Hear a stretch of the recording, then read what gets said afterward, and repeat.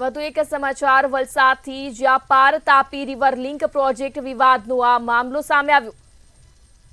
ત્યારે river link project વિવાદનો આ મામલો સામે આવ્યો. આદિવાસી સંઘર્ષ સમિતિ દ્વારા રેલીનું આયોજન કરાયું હતું. આ સમગ્ર મામલે ડાંગ વલસાડ સાંસદ ધવલ પટેલનું નિવેદન સામે આવ્યું છે. ત્યારે ધરમપુરની આજની રેલી સુપર ફ્લોપ રેલી તેવું ધવલ પટેલે જણાવ્યું. 50,000 લોકો જોડાશે તેવી વાત કરાઈ હતી તેવું પણ ધવલ પટેલે કહ્યું.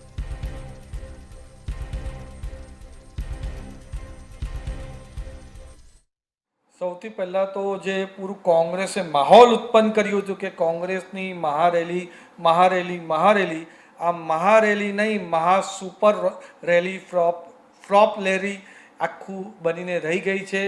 કારણ કે જે 50,000 થી 60,000 લોકો આવાના સપના સેવતા હતા, માંડ 1,000 થી 1,200 લોકો જ આવ્યા છે. તે પણ હું વધારે કહું છું, એ વાતથી નિશ્ચિત થઈ ગયું છે કે કાલે જે શ્વેતપત્ર અમારી કેન્દ્ર સરકારને રાજ્ય સરકારે રજૂ કર્યું છે અને અમારા આદિવાસી સમાજને પૂરેપૂરો વિશ્વાસ છે કે ભારતીય જનતા પાર્ટી હંમેશા આદિવાસી સાથે છે.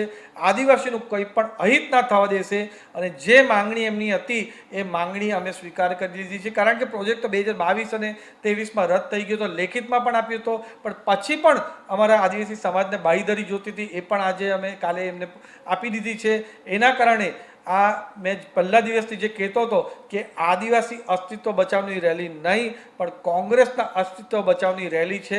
આજે પાછું પુરવાર થઈ ગયું છે કે કોંગ્રેસનું અસ્તિત્વ બચવાનું નથી. ખાલી કોંગ્રેસના કાર્યકર્તા, તે બી 1,000 થી 1,200 જ આવ્યા, વધારે લોકો આવ્યા નથી. અને એનાથી કોંગ્રેસના ધારાસભ્યએ પૂરું માનસિક સંતુલન ગુમાવી દીધું છે.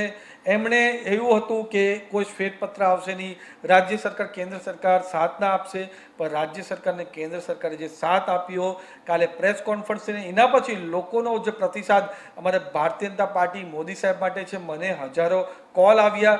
જે ડેમના અસરગ્રસ્ત સંભવિત લોકો હતા એમણે પણ મને મળીને ધન્યવાદ કીધું છે, અમારા મોદી સાહેબને ધન્યવાદ કીધું છે, ભાજપને ધન્યવાદ કીધું છે. એનાથી બોખલાઈને એ વ્યક્તિગત એટેક કરી રહ્યા છે. અમારા નરેશભાઈ પટેલની તો સ્વર્ગસ્થ માતા પર ઘડી જે એટેક કરે છે એ બતાવે છે કે એમના સંસ્કાર શું છે. પણ અમે તો ભારતીય જનતા પાર્ટીના કાર્યકર્તા છે, આદિવાસીના કાર્યકર્તા છે. અમે કોઈ પણ માણસ વિરુદ્ધ, ચાહે વિપક્ષનો ધારાસભ્ય કેમ ન હોય, અમે વ્યક્તિગત એટેક કોઈ દિવસ ના કરશું. પણ ભગવાનને એ જ પ્રાર્થના કરીશ કે એમને માનસિક સદબુદ્ધિ ભગવાન આપે અને પાછું એમનું માનસિક સંતુલન સારું થઈ જાય, એના માટે હું ભગવાનને પ્રાર્થના કરું છું. અને એમને આરામ તો મળવાનો જ છે, કારણ કે 2027 પછી ઘરે ભેગા થવાના છે, ત્યારે આરામ જ આરામ એમને મળશે. ધન્યવાદ. જી, જુઠ્ઠાલાલ અને જુઠ્ઠા કુમાર કોણ છે એ તો મેં કાલે પૂરો પર્દાફાશ કરી દીધો. જે ગૂગલ કરી લેવું ડીપીઆર, ગૂગલ કરી લેવું ડીપીઆર કહેતા હતા, કાલે મેં પુરવાર કરી દીધું કે ડીપીઆર 2017નું છે. જ્યારે વેબસાઇટ ખોલીને મેં ડોક્યુમેન્ટ બતાવ્યું છે. એટલે જુઠ્ઠા કોણ છે અને સાચા કોણ છે તો પુરવાર થઈ ગયું. પણ વ્યક્તિગત ટિપ્પણી કરે છે, બતાવે છે કે એમની પાસે મુદ્દા આધારિત અને ફેક્ટ બેઝ કોઈ પણ વસ્તુ નથી. જૂના ડીપીઆર લઈને લોકોને ગેરમાર્ગે દોરવા, પોતાની સીટ બચાવવા માટે આ પૂરું કાવતરું હતું. એનું પૂરું પર્દાફાશ થઈ ગયું અને લોકો પણ આજે એમની સાથે જોડાયા નથી. એનાથી કંટાળીને નાસીપાસ થઈને વ્યક્તિગત એટેક કરે છે. જેટલા પણ એ વ્યક્તિગત એટેક કરે, હી ઇઝ મોસ્ટ વેલકમ. હું કોઈ પણ દિવસ વ્યક્તિગત એટેક એમની પર કરવાનો નથી. એમની રાજનીતિ એમને મુબારક. અમારા ભારતીય જનતા પાર્ટીની સંસ્કાર એવા છે કે અમે કોઈની પર વ્યક્તિગત ટિપ્પણી નથી કરતા.